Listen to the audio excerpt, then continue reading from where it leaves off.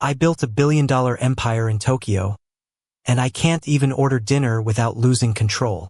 Ethan Caldwell stood in the center of the luxury restaurant, the warm golden lights reflecting off polished wood and crystal glassware, yet none of it reached his eyes. His voice was low, controlled, but edged with irritation that he rarely allowed to surface. Around him, the subtle hum of conversation continued, but at his table, silence had already begun to settle like an unwelcome guest. Aaliyah Carter moved between tables with quiet precision, her black uniform simple, her presence almost unnoticeable to those who didn't bother to look twice. She had learned long ago that people like him rarely notice people like her until something went wrong. Ethan stared at the menu again, flipping it once as if the words might rearrange themselves into something more obedient. He spoke Japanese fluently in boardrooms, in negotiations, in rooms where millions of dollars changed hands with a single sentence. Yet here, in a restaurant meant to represent the best of Tokyo's refined culture, every phrase felt like a trap waiting to snap. A server approached, waiting politely, and Ethan tried again, carefully forming the words he thought were correct, only to be met with a brief pause, a subtle tightening of expression, and a response that made the atmosphere around the table shift almost imperceptibly. Not anger, not confusion, but discomfort, like a chord struck just slightly off-key in an otherwise perfect performance. Ethan frowned, his patience thinning, unaware that his phrasing had not only been incorrect but had unintentionally carried an implication far sharper than he intended. Aaliyah noticed it immediately. She didn't interrupt. She didn't rush. She simply observed the exchange with the calm focus of someone who had spent years listening to what people meant rather than what they said. Then, as the server hesitated again, Aaliyah stepped forward, her voice soft but precise, cutting through the uncertainty with a single corrected phrase in fluent Japanese that realigned the entire meaning of what had just been said. The effect was immediate. The tension at the table didn't explode, it dissolved, replaced by a stunned silence that felt heavier than any argument. Ethan turned slowly toward her, not because she had spoken, but because for the first time that evening, someone had taken control of something he didn't realize he had lost. The moment the corrected phrase settled into the air, Ethan Caldwell did not immediately respond. Instead, he held still, his gaze fixed on the waitress who had spoken, as if she had simply adjusted the temperature of a room rather than reshaped the meaning of his words. The surrounding conversations in the restaurant continued softly, but at his table, time felt delayed, like the world had taken a half step back to observe what would happen next. Aaliyah Carter did not retreat after speaking. She simply lowered her eyes slightly, respectful but unbothered, as if what she had done required no recognition at all. Ethan slowly repeated the phrase in his mind, replaying what he had said, then what the server had understood, then what she had corrected. The difference was not small. It was precise, structural, and culturally aware in a way that most casual speakers would never detect. His irritation shifted, not disappearing, but transforming into something more focused. Curiosity. He looked at her again, this time not as background staff but as a variable he had not accounted for. "That was not what I meant," Ethan said finally, his voice quieter now, controlled in a different way. Aaliyah nodded once, as if she already knew. "I understood what you meant," she replied calmly, "but that is not what you said in Japanese." There was no arrogance in her tone, no satisfaction, only clarity, like someone correcting a measurement that could not afford to be wrong. The server stepped away, still visibly unsettled by the earlier exchange, leaving a faint gap of silence between them. Ethan leaned slightly back in his chair, studying her with the same intensity he would use in a boardroom when someone had just challenged a financial assumption he considered stable. "You are not a waitress who only serves tables," he said slowly, not a question, but an observation forming in real time. Aaliyah's expression remained steady. "I am a waitress who also happens to understand context," she replied. Around them, the restaurant lights reflected off glass and polished wood, but the space between their words felt sharper than anything physical. Ethan noticed the way she spoke Japanese again when responding to a nearby staff member, not just fluently, but with an awareness of tone, hierarchy, and subtle cultural positioning that even some native speakers struggled to master. It was not memorization. It was lived understanding. He frowned slightly. "Where did you learn to speak like that?" he asked. Aaliyah paused for a fraction of a second, as if deciding how much of herself was necessary for this moment. "I studied linguistics," she said simply, "and I spent years working between languages in international conferences before I came here." That answer should have ended his curiosity, but instead it deepened it. Ethan had met translators before, interpreters who worked quickly under pressure, but none who corrected intention itself. He glanced toward the staff station, where earlier tension had already begun to fade, as if nothing unusual had happened. But for him, something had clearly shifted. He was no longer confident that what he heard in this country matched what was actually being said. And for the first time that evening, Ethan Caldwell found himself less interested in ordering dinner, and more interested in the person who had quietly rewritten the meaning of his words without raising her voice. The restaurant had returned to its normal rhythm, yet for Ethan Caldwell, nothing felt normal anymore. He sat still at the same table, the menu untouched in front of him, as if the act of choosing food had suddenly become secondary to understanding what had just happened. Aaliyah Carter moved again through the dining area, taking an order from another table, her posture unchanged, her expression calm, as though the earlier exchange had left no trace on her at all. Ethan observed her more carefully now, noticing details that had previously blended into the background noise of the room. The way she paused briefly before translating a phrase for a Japanese couple, adjusting not only words but tone. The way she subtly shifted honorifics depending on the age and status of the speaker. These were not small habits. They were the marks of someone who understood language as structure, not decoration. When she returned toward his table, she did not ask if everything was fine. Instead, she placed a small glass of water beside him, efficient and precise, as if anticipating needs before they were expressed. Ethan finally broke the silence. "You corrected me without hesitation," he said. Aaliyah stopped for a moment, then met his gaze.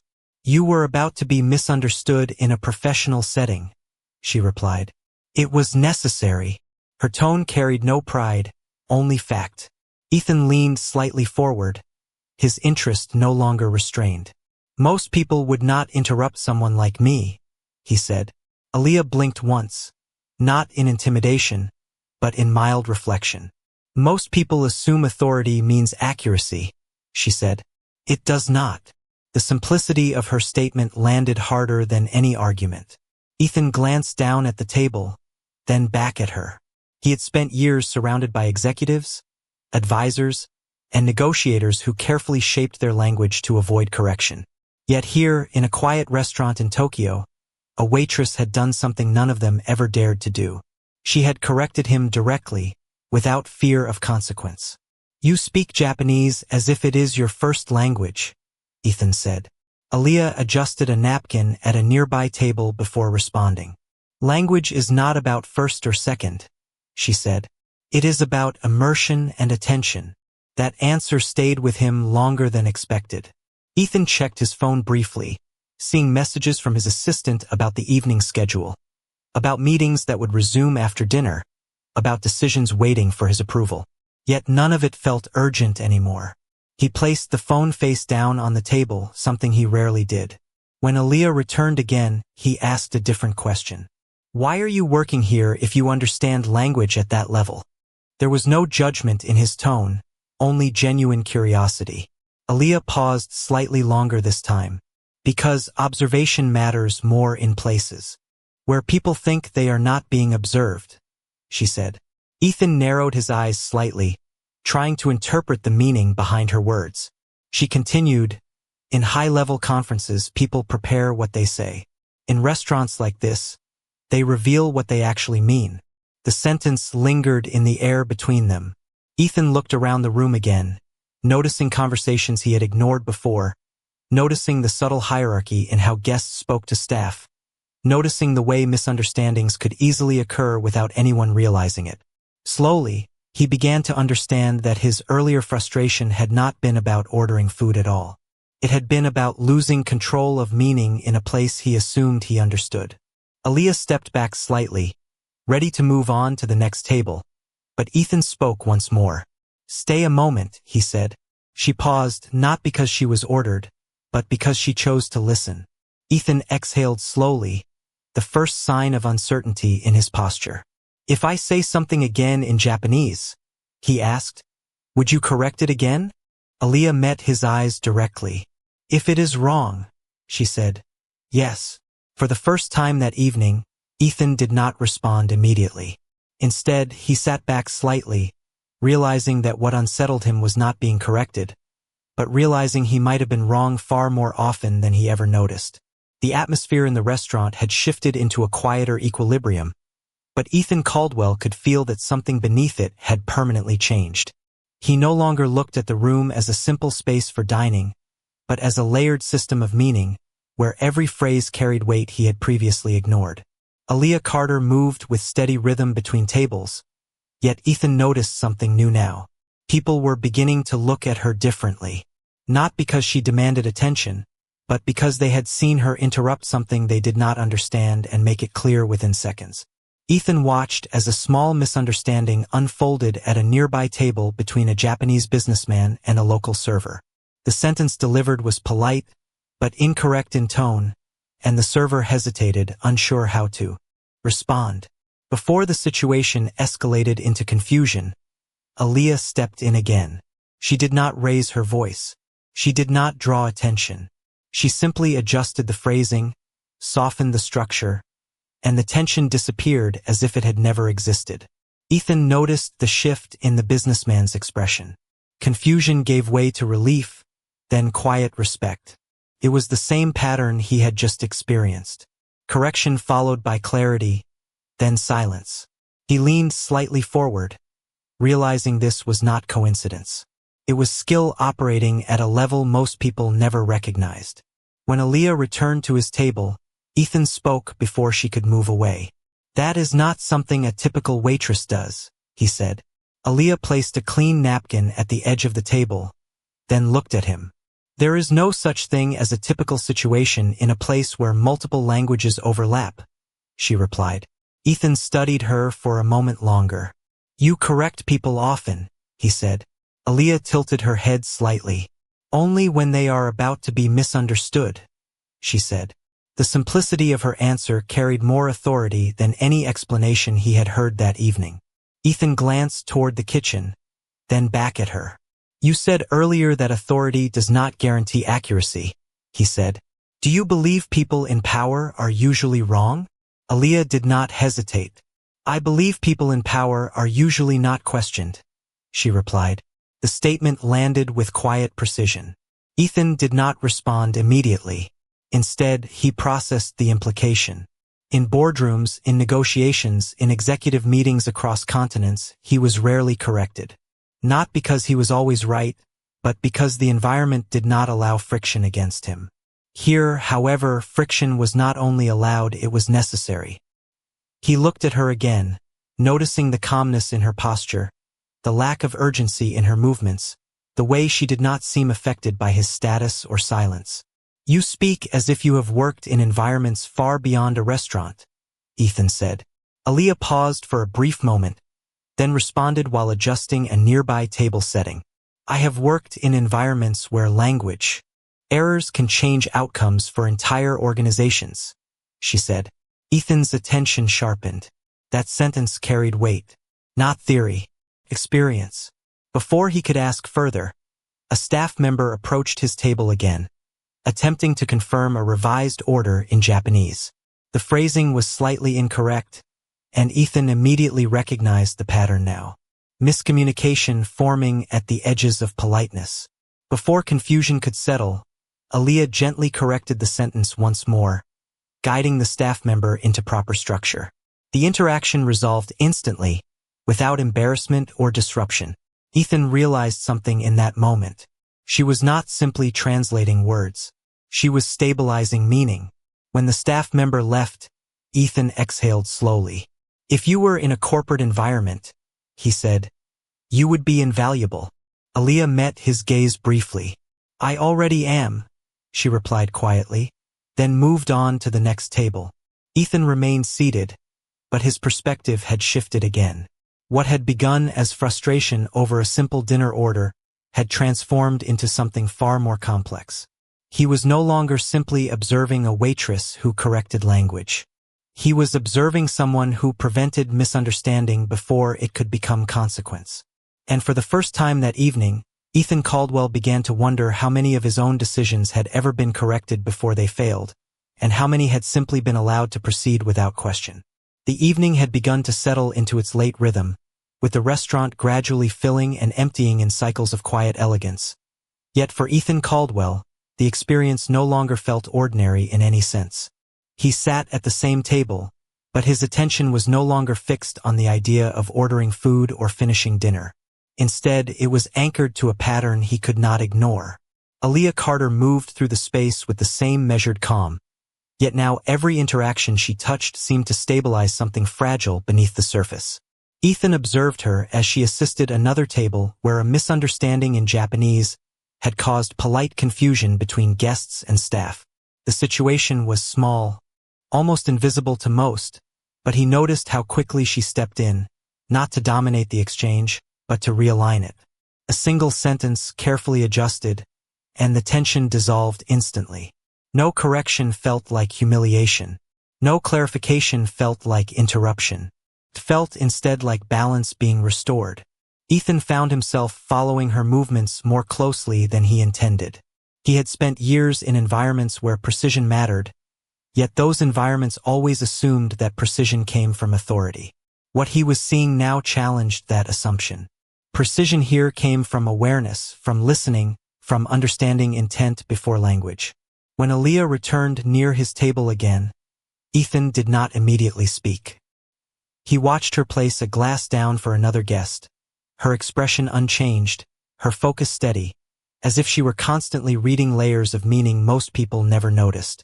Finally, as she turned back toward him, Ethan asked, "Do you ever get tired of correcting people who do not realize they are being corrected?" Aaliyah paused briefly, then answered without hesitation. "People are not always aware they are being misunderstood," she said. "I would rather fix it quietly than let it grow into something larger." Ethan considered her response. It was not defensive. It was not proud. It was practical, almost surgical in its clarity. He leaned slightly forward, lowering his voice. "In my world, corrections are seen as challenges," he said. "People avoid them because they assume it weakens authority." Aaliyah nodded once. "Then your world values appearance over accuracy," she said calmly. The statement was not delivered with judgment, but it landed with undeniable weight. Ethan did not respond immediately. Instead, he looked around the restaurant again, noticing how many interactions relied on unspoken assumptions, how many meanings were carried without verification. For the first time, he began to question how many decisions he had made under the same conditions. A server approached his table again with a confirmation about his order, and once more there was a slight hesitation in phrasing. Ethan recognized it now instantly, but before he could respond, Aaliyah stepped in gently, adjusting the wording with minimal disruption. The correction was subtle, almost invisible, yet the result was immediate clarity. The server nodded in relief and left without confusion. Ethan exhaled slowly, realizing that what she was doing was not interruption, but prevention. "You do this everywhere you go," Ethan said quietly. Aaliyah met his gaze for a brief moment. "Only where it is needed," she replied. Ethan studied her again, the curiosity now deepening into something more structured, less emotional and more analytical. "If you were in a corporate environment," he said slowly, "you would not just be useful, you would change outcomes." Aaliyah did not react to the statement. Instead, she simply adjusted a nearby chair that had been slightly misaligned and continued walking. That absence of reaction unsettled him more than any response could have. She was not seeking validation. She was not measuring her worth against recognition. She was operating as if correction itself was simply part of maintaining order in the world around her. Ethan remained seated, but his perspective had shifted beyond curiosity. What had started as a misunderstanding at dinner had become a demonstration of something he rarely encountered in his professional life. Not intelligence alone, but intelligence applied without ego.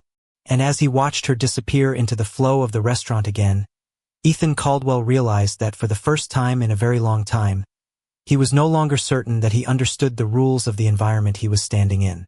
The night had deepened outside the large glass windows of the restaurant, the city lights of Tokyo forming a soft, distant glow that reflected across polished surfaces inside. Ethan Caldwell remained seated at the same table, but his presence no longer matched the posture of a man simply having dinner. His attention had shifted fully into observation, into analysis, into something more careful than curiosity. Aaliyah Carter continued her work through the dining room, yet Ethan now noticed something else about her rhythm. She did not simply respond to language. She anticipated it.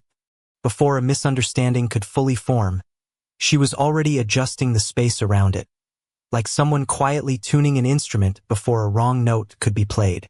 Ethan was interrupted by the vibration of his phone on the table. The name on the screen was his executive assistant, signaling an incoming international call that had been scheduled earlier that day. He answered, bringing the phone to his ear, and immediately the tone of his world shifted back into corporate precision. A voice on the other end spoke in rapid Japanese and English, mixing technical terms related to a high-value partnership negotiation. Ethan listened, his expression tightening slightly as he realized there was already confusion in the communication chain between both sides.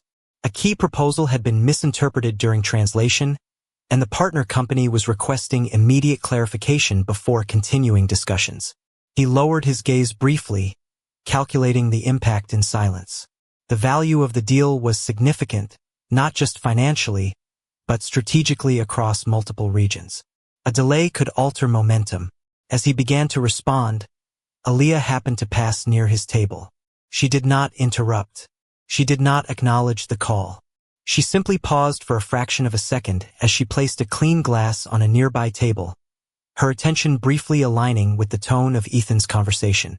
Then, without drawing attention, she adjusted her position slightly, as if listening to something beneath the surface of the words being spoken. Ethan continued the call, attempting to clarify the misunderstanding, but the other side remained uncertain. The phrasing used in earlier communication had created ambiguity in intent, and now the conversation risked stalling entirely. Ethan felt the familiar pressure of control beginning to slip, not because of lack of authority, but because of language breaking down at a critical point. Before he could escalate the issue, Aaliyah stepped closer, not into his space but into proximity of understanding. She spoke softly, not to interrupt him, but to offer a correction that aligned the meaning of what was being discussed. Her phrasing was precise, carefully structured, adjusting not only translation but intent itself. Ethan paused mid-sentence. The person on the other end of the call also went quiet for a moment, as if recalibrating what they had just heard. Aaliyah did not continue speaking after that. She simply stepped back again, returning to her work as if nothing had happened. Ethan resumed the call, now using the corrected phrasing she had provided, and immediately the tone on the other side changed. Confusion dissolved into acknowledgement. The misunderstanding that had threatened to delay the agreement began to stabilize within moments. When the call ended, Ethan remained still, holding the phone in his hand without lowering it immediately. The restaurant noise returned softly around him, but it felt distant now. He looked up, scanning the room until he found Aaliyah again. She was already assisting another table, moving with the same calm efficiency as before, unaffected by what had just occurred. Ethan realized something that unsettled him more than the correction itself. She had not just understood language better than most people he had ever encountered. She had understood consequence. And more importantly, she had chosen when to intervene without ever needing to be asked. For the first time since entering the restaurant, Ethan Caldwell no longer saw her as someone who corrected mistakes. He saw her as someone who prevented outcomes from breaking in the first place. The restaurant was now fully alive with the subtle rhythm of late evening service, plates moving through warm light, conversations rising and falling like waves that never quite reached chaos. Yet at Ethan Caldwell's table, the world felt different, as if a private layer of reality had formed around him since the moment he first heard Aaliyah Carter speak. He sat without touching his food, his attention no longer on dinner, but on everything that had unfolded in the past hour. The correction, the precision, the intervention during the call, all of it had shifted something fundamental in how he perceived control.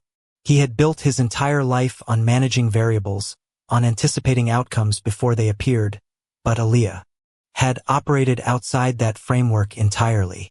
She did not predict outcomes. She prevented instability. Ethan looked up again and found her across the room. She was assisting an elderly couple now, gently adjusting a miscommunication between them and the staff, ensuring both sides understood each other without friction. It was seamless, almost invisible, yet undeniably intentional. There was no performance in her actions, no desire to be seen, only function. Ethan stood slowly from his chair for the first time since arriving. The movement was subtle, but it altered his presence in the room. He walked toward her without urgency, stopping a short distance away as she finished speaking to the couple.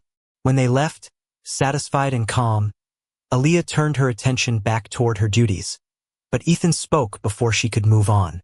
"You did not just correct language earlier," he said. "You corrected outcomes."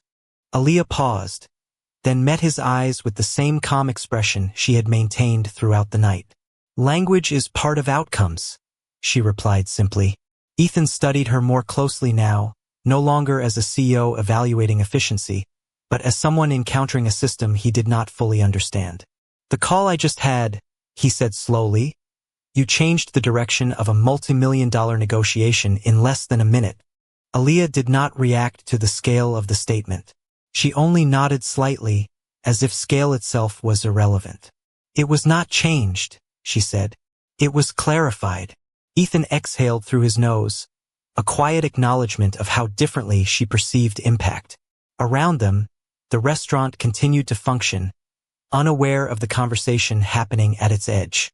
"Most people do not step into situations like that," Ethan said. "They avoid involvement unless they are asked directly." Aaliyah tilted her head slightly. "Most people wait until the problem is visible," she said. "By then, it is already larger than it needed to be." Ethan looked down briefly, absorbing that idea. In his world, intervention always came after detection, after reports, after analysis, after permission. What she described was something entirely different. Immediate. Alignment before distortion could grow. He looked back at her. "You have worked in more than restaurants," he said, not as a question, but as a conclusion forming in real time.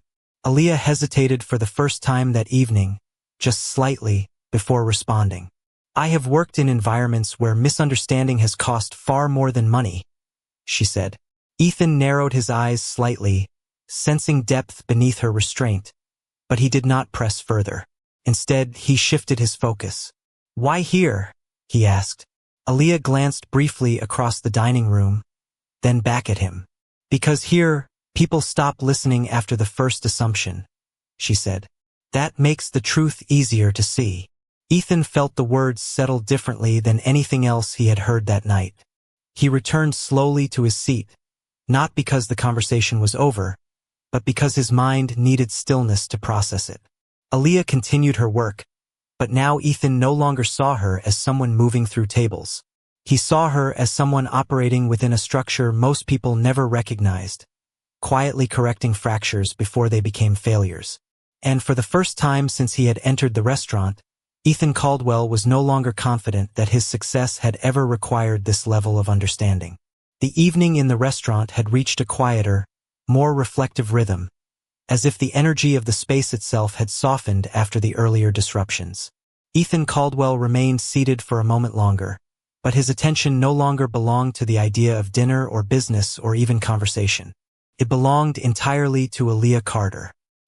He watched her from a distance now, observing the way she moved between tables with consistent precision, never hurried, never hesitant, always aware of what was happening before it fully revealed itself. There was something unusual in how she occupied space. She did not dominate it, yet nothing around her felt chaotic when she was near. Ethan slowly stood again, this time with intention rather than impulse. He walked toward the center of the dining area where she had just finished assisting a group of guests. As she turned back, she noticed him, approaching but did not react with surprise. Instead, she simply waited, as if she already expected the conversation to continue. Ethan stopped at a respectful distance. "I have spent my entire career in environments where precision determines outcome," he said quietly. "Boardrooms, negotiations, contracts worth hundreds of millions of dollars. And yet, I have never seen correction happen the way you do it." Aaliyah listened without interrupting, her expression steady, her posture relaxed but attentive. Ethan continued, his voice lower now. "You do not wait for failure. You do not wait for permission. You step in before the system breaks." Aaliyah nodded slightly, as if acknowledging something obvious. "If you wait for failure," she said, "you are already measuring damage instead of preventing it." Ethan absorbed that response slowly. It was not theoretical. It was operational. "That is not how most systems work," he said. Aaliyah glanced briefly across the room, then back at him. "Most systems are built to respond," she said, "not to understand." The distinction settled heavily between them. Ethan had built systems designed for response. Financial systems, corporate systems, strategic systems, all dependent on detection after deviation. What she described was something fundamentally different. Prevention through awareness. He exhaled slowly. "Earlier tonight," he said, "I believed I was in control of every conversation I entered." Aaliyah did not react to the statement. She simply waited. Ethan continued. "Then I realized I was only in control of what I understood. Everything else was being interpreted for me." Aaliyah's gaze remained steady. "Interpretation is where most meaning is lost," she said. Ethan nodded once, slowly. "And you remove that loss." Aaliyah paused for a brief moment before answering. "I reduce it," she said. Ethan looked around the restaurant again, seeing it differently now. Conversations, translations, subtle misunderstandings, all occurring constantly beneath the surface of polite interaction. He had never considered how much instability existed in spaces he assumed were stable. "If someone like you were in my company," Ethan said, carefully, "you would change how decisions are made at every level." Aaliyah did not respond immediately.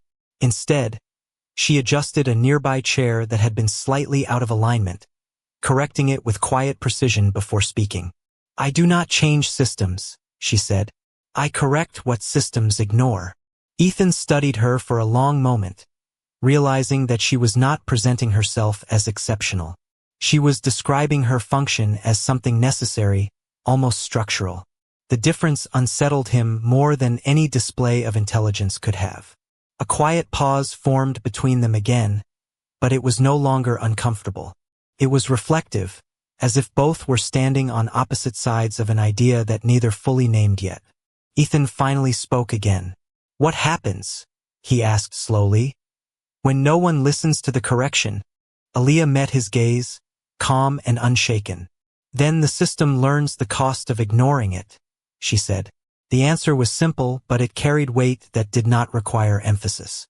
Ethan nodded slightly, not in agreement, but in recognition. For the first time that night, he understood that what he had witnessed was not just linguistic skill, not just intelligence, but a different philosophy of engagement with the world. And as he stood there in the warm light of the restaurant, Ethan Caldwell realized that everything he thought he understood about control had quietly begun to shift.